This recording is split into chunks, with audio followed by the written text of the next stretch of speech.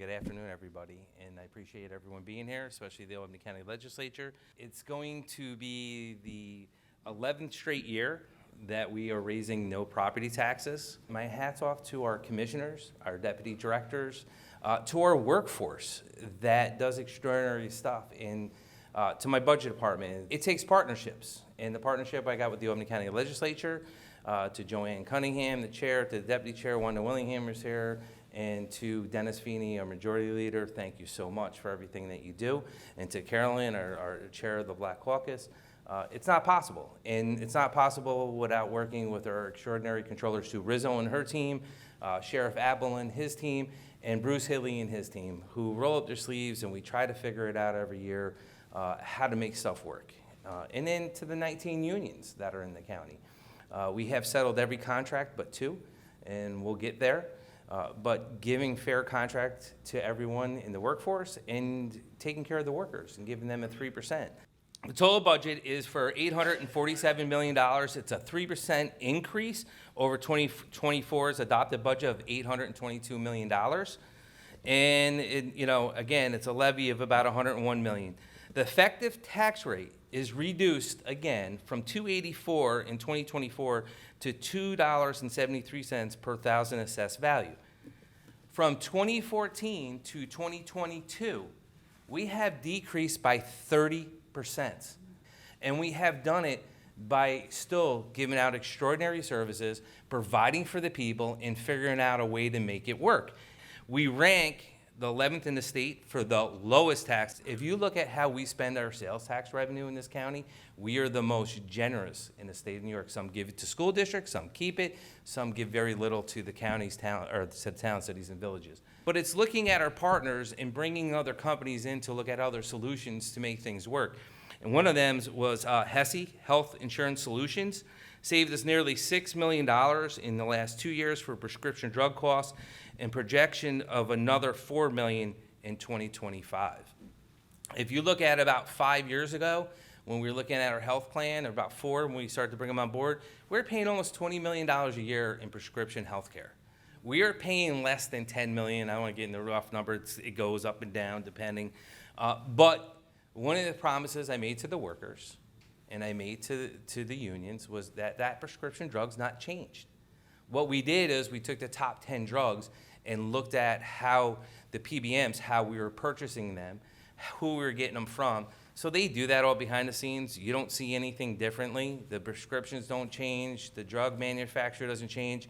Just how we're buying them saved us that much money. And as we deep dive into the other prescription drugs we have here, we're going to see bigger savings. So if you look at healthcare across the state of New York, at other counties, their numbers are going up probably 30 to 40%, roughly in that area.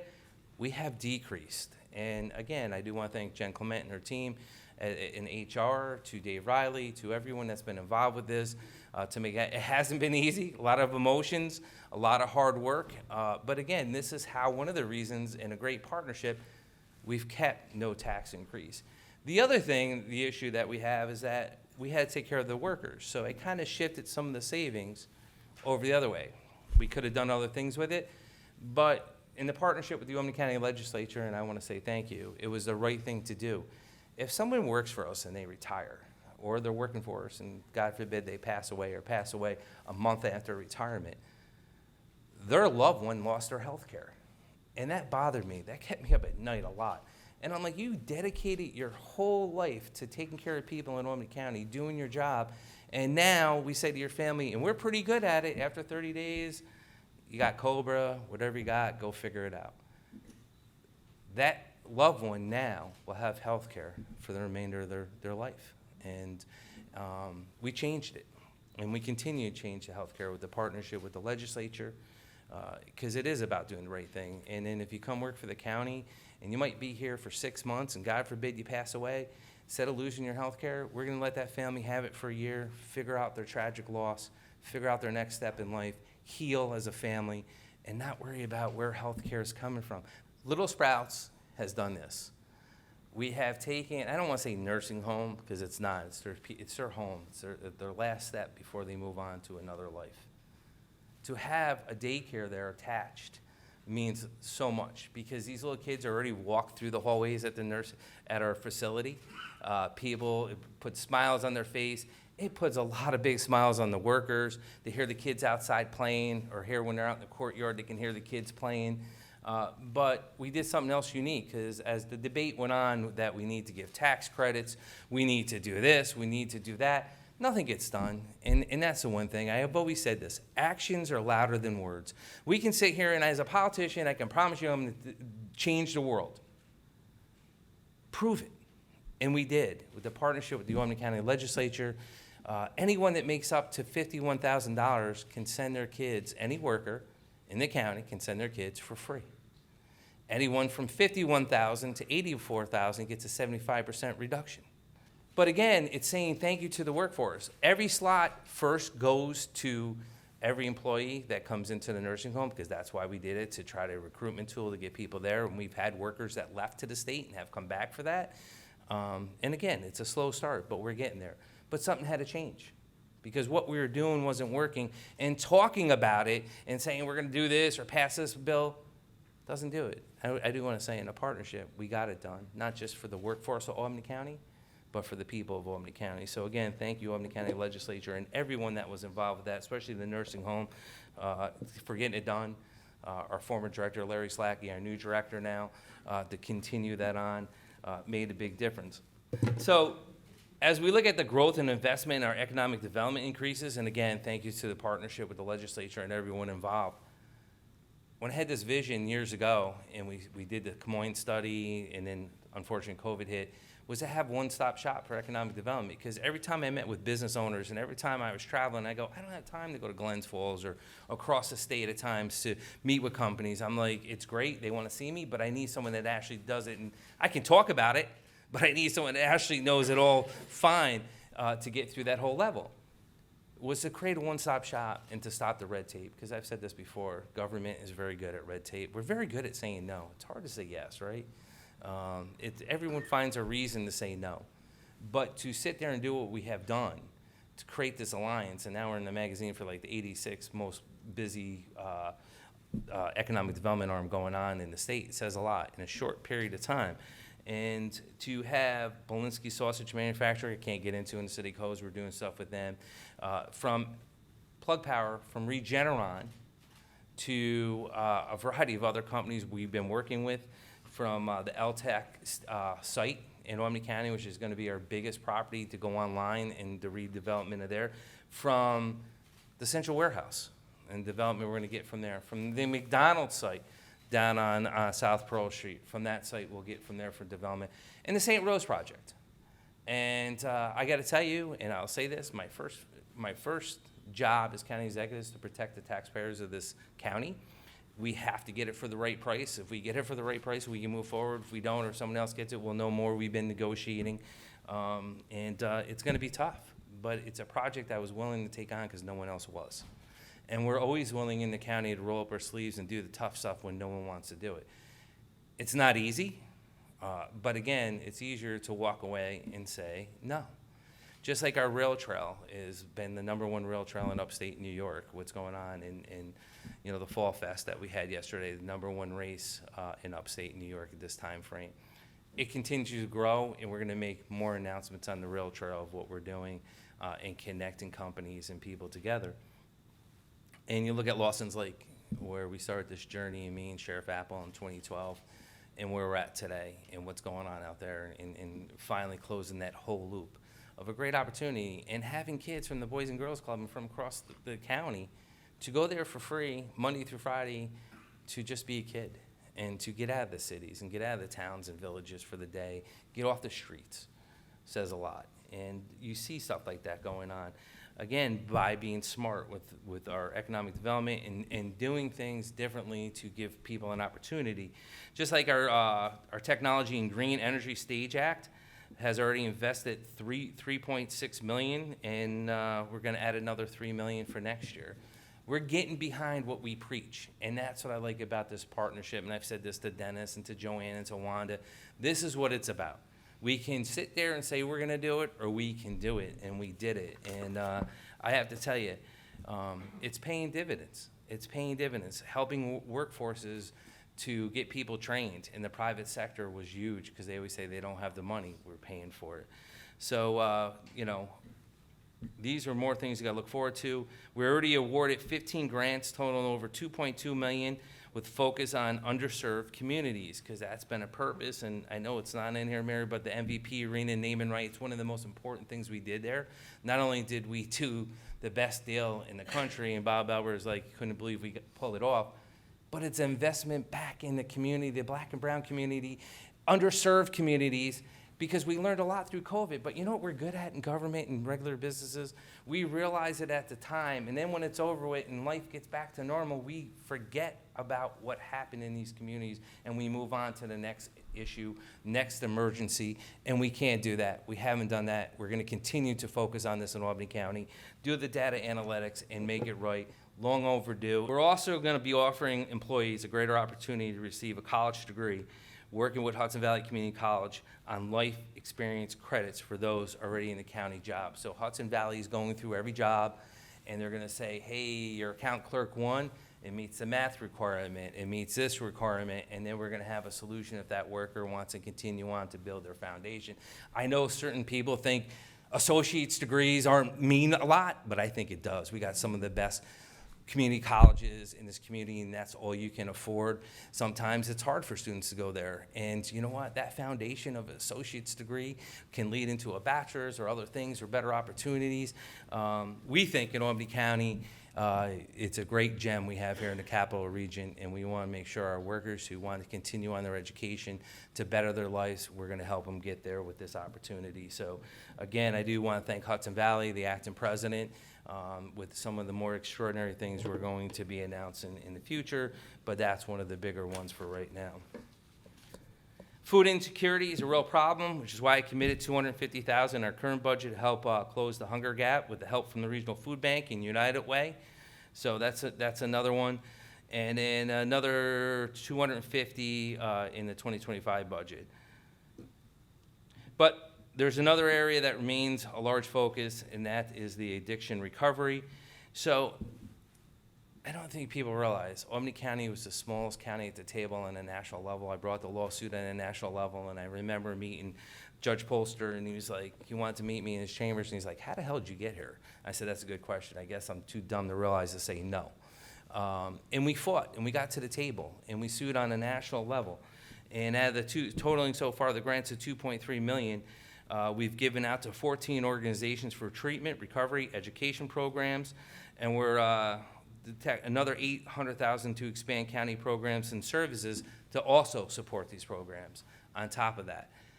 They're proofs in the pudding. I don't want to take joy. Some of the numbers have gone down, but I can assure you I'm not going to point them out because it's an ongoing battle, and we have to continue. It would feel like a good victory, but I want to make sure we're trending in the right direction before anyone takes a pat on the back. But what we're doing is working. We're educating, training, and giving opportunities for people. So that's another thing. You know, obviously the opiate crisis was declared a public health emergency in 2017, and we're battling addiction, fighting to lower them numbers in opiate overdoses every day. So one of the other things I want to talk to, one of the last slides is, you know, we constantly talk about, and we put this on the back of the budget every year, and we talk about the state mandated spending and local spending, and that continues to go up the state. Local spending continues to go down. And well, the reason why I bring this out, because almost 61% of this budget is unfunded mandates, meaning we have no control. The legislature has no control. I have no control. The Senate and Assembly, and I think there's 63 senators and 155 Assembly members. Stand correct. You can correct me. That's okay. Somewhere in that neighborhood. There's 62 counties, but we gave an extra one, so 63 senators. And what has happened is they keep changing the rules and changing unfunded mandates. And I want to talk about one of them is the Indigent Criminal Defense Fund, which they have paid for to have someone stand competent since the beginning of time and decided 2 years ago, well, the counties can pay that now because we want to free our money up. That program is going to cost me roughly $3 million this year. All right? It got phased in. It was phased in over time. It took the top 15 unfunded mandates. And I want to make this clear. We cannot continue to stay at this level of not raising taxes, because of these programs, not because of what the legislature does, not because of what the other elected officials do, but because of what the state is continuing to do to us. So just the top 15, talking about Medicaid, safety net, child welfare, foster care, adoption services, and I can go on and on for the 15. From 23 to 25, 2-year jump, went from $156 million, right? From 132 million to 156. It went up a little over $24 million in 2 years. That's like a 20% increase. I'm sorry, didn't the state and Senate pass the property tax cap that you can only raise taxes, you can't go above 2%? But yet, they changed, they did 10% last year, 10% this year, what's it gonna be next year? And we gotta live with it. So an extra 24 million on top of the 156 million. Now, mind you, that's not all of them. We're well over $200 million. And I said this, I said one time, I was gonna run for Senate. And I said, I'm gonna run on one issue. And that one issue is that every kid that turns 16 years old gets a free car from that municipality. I'll never have to campaign again. I'll be the most loved politician in the state of New York. But that's what they do to us when they sit up there. They pass these laws and say, well, you pay for it, and telling us how to spend our money. That has to stop. Or get rid of the cap, or live with the cap you tell us to live with. Don't raise your programs over 2%. But they don't.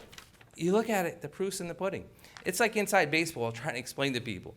I was at the town of New Scotland once doing the state of the county, and this old lady kept getting up bugging me. She wouldn't stop. She goes, I got a question. I'm like, can you wait till I'm done? I'm on a roll.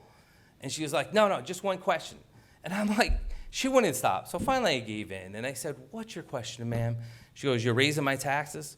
I said, no. Good. She got up and left, She didn't. I'm like hitting my chest, all these great stuff we're doing, all this great initiatives. They didn't care. And that's all the people want to hear from the legislature. Unfortunately, that's a job you have and I have. They want to know, did you raise taxes, lower taxes, keep it flat? This is not fair to us, and it needs to stop. It needs to stop. We need to lobby our delegation harder to tell them to stop doing this to us. Because again, we have to control our budget. They don't have to. They can be late every year. We can't. By law, you have to pass a budget in a timely manner. By law, I have to give it to you in a timely manner. By law, we need to have the budget set by the first of the year. You can't say you need to do your due diligence and need more time like they do every year. It's not fair.